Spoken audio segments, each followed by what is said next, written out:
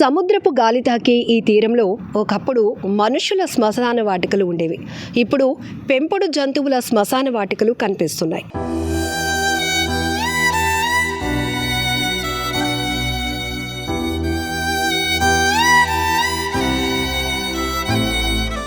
ఒకసారి ఇక్కడ మీరు చూస్తే రైకో, రూబీ, విక్కీ, మ్యాక్స్ బాబు, టింగో ఇలా రకరకాల పేర్లతో వారు పెంచుకున్న పెంపుడు కుక్కలకు అంతిమ వీడ్కోలు ఎంత సాంప్రదాయంగా జరిపారో కూడా అర్థమవుతోంది. మనుషుల జీవన విధానం, జీవన శైలి, ఆలోచన విధానంలో మార్పులు, ఆత్మీయత అనుబంధాలకు అర్థం మారుతోందా అనిపిస్తూ ఉంది. ఎందుకంటే అలసిపోయి ఇంటికి వచ్చే వాళ్ళకి తలుపు తీసి పలకరించేది మనుషుల కన్నా మాటలు రాకపోయినా మనసును అర్థం చేసుకొని మౌనంగానే తోక ఊపుకుంటూ ఎంతో ఆప్యాయంగా ఎదురొచ్చి పలకరించే ఈ జంతువుల పట్ల మనుషుల ప్రేమ ఏ స్థాయిలో పెరుగుతుందో ఈ శ్మశాన వాటికను చూస్తేనే అర్థమవుతోంది.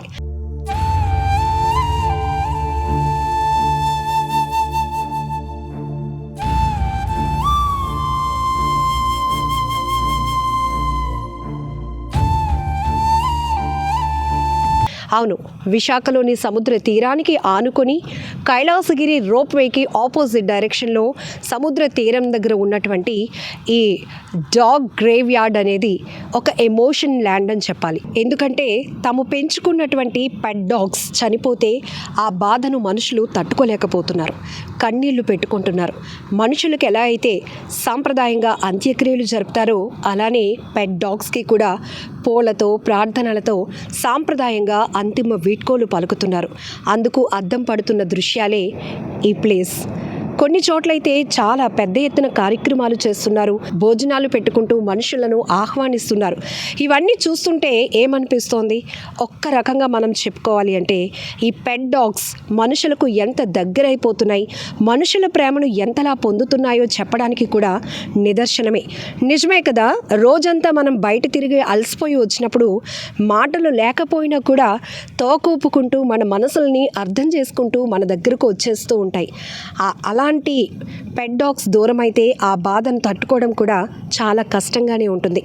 అయితే ఇది కేవలం జంతు ప్రేమ లేక మనుషుల మధ్య తగ్గిపోతున్న ఆత్మీయతకు ప్రతిబింబమా అనే ప్రశ్న కూడా వేసుకుంటే విశాఖలో కనిపిస్తున్న ఈ దృశ్యాలు నిజమే కదా అనిపిస్తోంది. పంచ్ అనే కోతిపిల్ల గురించి మనకు తెలుసు. అందరికీ దూరమైంది, బొమ్మకు దగ్గరైంది. ఆ బొమ్మలోనే తల్లి ప్రేమను వెతుక్కుంటూ ఒక టెడ్డీ బేర్నే కౌగిలించుకుంటూ తిరుగుతున్న ఆ పంచ్ అనే బుజ్జి కోతిపిల్ల మనందరికంట కన్నీళ్లు తెప్పించింది. ఒక ఎమోషనల్ బాండింగ్ గురించి చెప్పకనే చెప్పింది. శ్మశాన వాటికలు ఇప్పుడు కేవలం మనుషులకే కాదు, మనసుతో మమేకమైన ప్రతి ప్రాణికి. విశాఖ తీరంలో కనిపిస్తున్న ఈ దృశ్యం చూడండి, మాటల కందని అనుబంధాల కథను చెబుతోంది.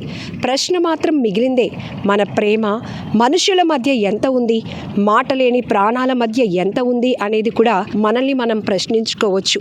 అసలు ఈ పెట్స్ మనుషులకు ఎలా దగ్గరయ్యాయి? మనుషుల అవసరాల కోసం వాటిని పెంచుకోవడం మొదలుపెట్టిన మనము ఇప్పుడు వాటిలో మాత్రమే ప్రేమను వెతుక్కుంటున్నాం. ఎలా అంటే ఇంటికి కాపలా ఉంటాయనో, ఒంటరిగా ఉన్న వాళ్ళకి తోడుగా ఉంటాయనో, అలా టైంపాస్ చేద్దామనో, ఒత్తిడి నుంచి కాస్త ఉపశమనం పొందుదామనో ఇవే ఆలోచనతో మార్కెట్కి వెళ్ళి పెట్స్ని కొనుక్కొని తెచ్చుకున్న వాళ్ళు ఇప్పుడు ఆ పెట్స్ని ఫ్యామిలీ మెంబర్స్గా మార్చేసుకుంటున్నారు. ఇక్కడ ఈ పెట్స్కి సంబంధించిన శ్మశాన వాటికలో ప్రతి సమాధిని చూస్తే ఆ ఫ్యామిలీతో వాటి అనుబంధం ఎంతగా పెనవేసుకున్నాయో అర్థమవుతోంది. అంటే మనుషుల యొక్క భావోద్వేగాలు కూడా ఎలా మారుతున్నాయో కూడా అర్థమవుతోంది. ఇక్కడ సమాధిపై ఉన్న ఒక కొటేషన్ని చూద్దాం. Dear Pedro boy, a tribute to loyalty, love and the silent bond we will never forget. Miss you with the tons of love and affection. ఎంత బాగుంది కదా. నిజంగా మనుషులు జంతువులతో ఇంత ప్రేమను పెంచుకుంటున్నారు, ఇంత అనుబంధాన్ని పెనవేసుకుంటున్నారు అంటే నిజంగా ఈ ప్లేస్కి వస్తే కళ్ళంట ఒక ఎమోషన్ కనిపిస్తోంది. నిజమే, ఒక్కసారి మనం చూస్తూ ఉంటాం పెట్ లవర్స్ ఏ స్థాయిలో పెరుగుతున్నారు అంటే అది ఒక స్టేటస్ సింబల్గా కూడా మారిపోతుంది.